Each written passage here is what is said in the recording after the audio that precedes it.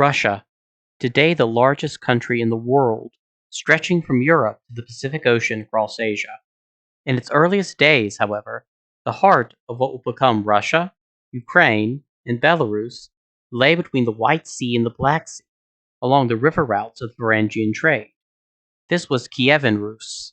Kievan Rus, named for its capital at Kiev, in modern Ukraine, peopled by Eastern Slavs known as the Rus. We should first consider the geography of Kievan Rus. The far east of Europe is divided into three types of environment: the frozen taiga in the north, cold coniferous forests; the arid steppes in the south, grasslands home to nomadic people groups; and the temperate forests surrounding the major rivers in the west.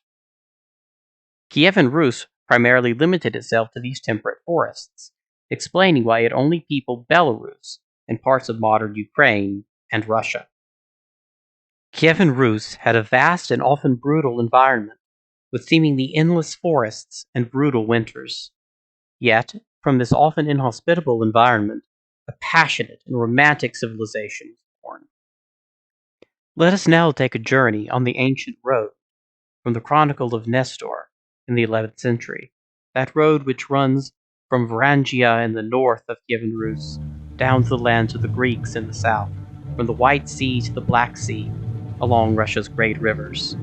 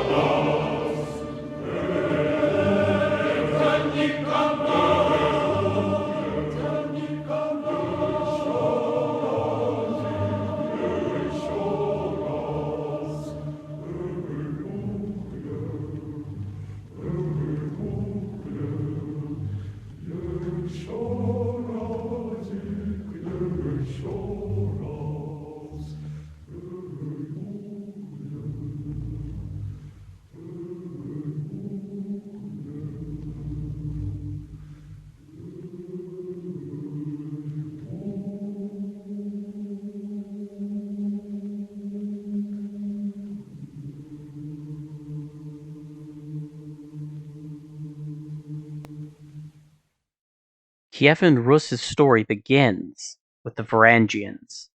The Varangians being the name for those Vikings who came from Scandinavia into what is now modern Russia, Belarus, and Ukraine, seeking plunder and trade along the great rivers of Eastern Europe.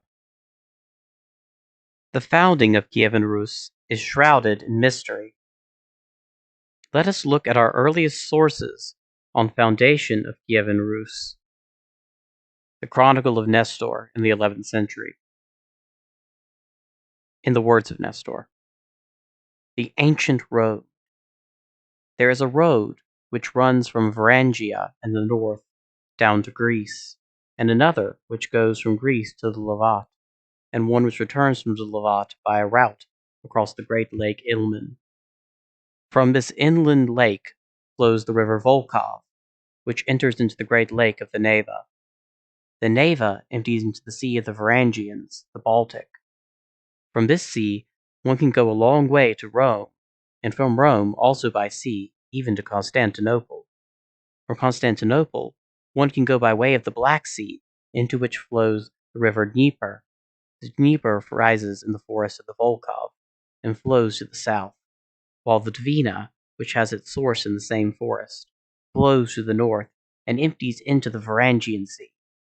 From these same forests, the Volga flows to the west.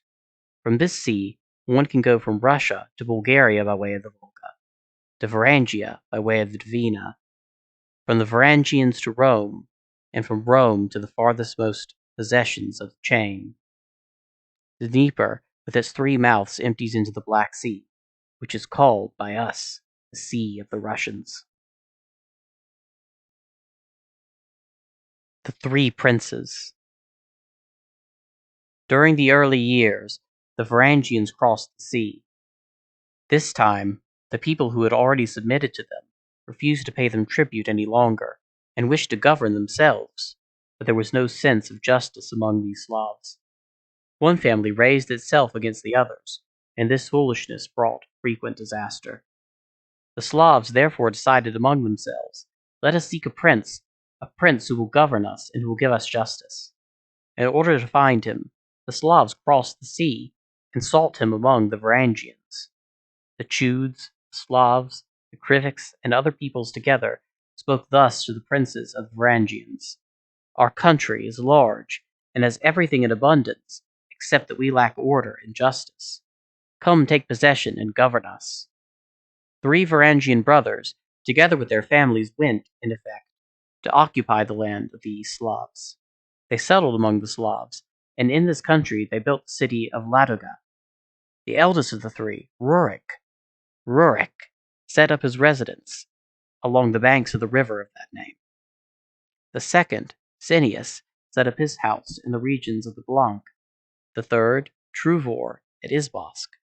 That part of Russia was later called Novgorod by the Varangians, but the residents of that country, before the arrival of Rurik, had only been known by the name of Slavs. There were among the Varangians 2 men, Askold and Deer, who were not of the royal family, but were important nobles. Without the king's permission, they left with some of their companions and went into the countryside and penetrated along the Dnieper even to Constantinople. Along the way, they discovered a city situated on a mountain, and they asked, "Whose city is that?" The response was made, "It belonged once to 3 brothers, Ki, Shnekek, and Korev, who built it, but actually we who live there pay tribute to the Khazars of the steppes." Askold and Deer then conquered the city and established themselves there, the great city of Kiev, attracting to them a large number of the Varangians, who made it their home and their capital. It is difficult to say much with certainty about the early founding of Kievan Rus. The Chronicle of Nestor and its related sources are shrouded with the tone and tropes of mythology. What does seem clear, however, is that Rus, the origin of the name Russia, came from the tribal name of the Varangian Vikings, who conquered the East Slavs in the 9th century. Most prominent of whom was Rurik, a figure named Rurik, whose descendants, the Rurikid family, ruled over Kievan Rus. These proud princes, knyaz in Russian, ruled over the conquered Slavs with the aid of their drudzina, a military retinue who followed the princes and did their bidding, fighting his foes in exchange for the wealth and glory he could offer them. The elite members of the drudzina, over time, became Kievan Rus's nobility, known as the boyars, a powerful landed elite. Over time, the Rus princes adopted the Slavic language and customs of their subjects through cultural diffusion. At their two great trade cities, Kiev in the south and Novgorod in the north, the Rus grew wealthy and prosperous through controlling the Varangian trade routes, which sent furs, wax, and lumber south to Constantinople in exchange for the luxurious goods of the Mediterranean. Had history developed differently, Kievan Rus might have become a central part of medieval Europe by entering Latin Christendom. At the time of its founding by Vikings, Kievan Rus was a pagan society, honoring gods like Perun and Joia, rather than one of the Abrahamic religions. Kievan Rus found itself in a unique position of being able to receive any one of four religious traditions: Latin Christianity from the Franks, Greek Christianity from the Byzantines, Islam from the Dar al-Islam, and, most surprisingly, Judaism from a nomadic people known as the Khazars. The Khazars, many of whom practiced Judaism in their nomadic realm on the steppes. As one might expect, Kievan Rus first received religion from missionaries traveling along the trade routes which had made it so wealthy. As one might also expect, based on past rulers we've considered, the first prominent Kievan Russian to convert was a woman, Saint Olga, mother to the Grand Prince. Saint Olga ruled as regent for her young son. The primary chronicle recounts her iron-fist rule over Kievan Rus. A neighboring people, the Drevlians, had murdered her husband, the former Grand Prince Igor. After his murder, Olga received messengers from the Drevlians asking that she should marry their ruler, Prince Mal, boasting that they would take what they wanted by force if she would not willingly give it. Olga responded that, "Your proposal is pleasing to me. Indeed, my husband cannot rise again from the dead. But I desire to honor you tomorrow in the presence of my people. Return now to your boat, and remain there with an aspect of arrogance. I shall send for you on the morrow, and you shall say, 'We will not ride on horses, nor go on foot. Carry us in our boat.' And you shall be carried in your boat." The next day, the ambassadors came to receive this honor, climbing into the wooden boat she had prepared. The Rus, at Olga's command, lifted the boat aloft and threw it into a trench they had dug. They then buried the ambassadors alive. Igor was avenged. But Olga was not yet satisfied. She invited more Drevlians to come to Kiev so that they might escort her to her new husband, asking that they should send only their finest men worthy of bearing a princess with their military retinues. The Drevlians, unaware of what she had done to the first group of ambassadors, and unafraid of a woman leading a beaten people, sent another delegation. On their arrival, Olga invited them into the bathhouses, so that they could recover from their journey, a common East Slavic practice. However, Olga then set the bathhouses on fire, burning the ambassadors alive. Furthermore, she offered their military retinue, unaware of the fate of their leaders, copious amounts of mead to celebrate their arrival, which they drank eagerly. While they were drunk, she ordered the Rus to fall upon them and slay every last one. The Drevlians thus weakened. Olga led the Rus army to their city and burned it to the ground, slaying any who attempted to escape. Then, and only then, did Olga consider her husband avenged. Olga was not a woman one should mess with, and is likely one of the most impressively violent women ever to have been made a Christian saint. After visiting Constantinople, Olga converted to Christianity, first bringing the Byzantine tradition of the faith, Kievan Rus. But her son was a devoted pagan, and though he did not dare prevent his mother from spreading her religion in the realm, he never converted himself. Olga's grandson, however, Vladimir, picked up where his mother had left off. Recognizing that adopting an Abrahamic religion would allow Kievan Rus to interact better with the powerful states of Europe and Asia, Vladimir decided to convert to one of these religions. You all will read a primary source this week, which explores Vladimir's decision to convert to Greek Christianity in the tradition of the Byzantines. Vladimir had his people led down to the river, where they were given a mass baptism by Byzantine missionaries. The missionaries gave to Vladimir's people a new alphabet, the Cyrillic alphabet, based on the Greek alphabet, in order to write Slavic language. The Russian language still uses it today. The great Russian cities like Novgorod and Kiev, but also Ryazan, Chernigov, and Vladimir, would prove to be major economic and cultural centers in Eastern Europe. Though they remain outside the tradition of Latin Christendom, it is important that we be aware of the great society of Kievan Rus as one of its neighbors, and also because of its descendant, Muscovy, which would so prominently enter into the modern world as Russia.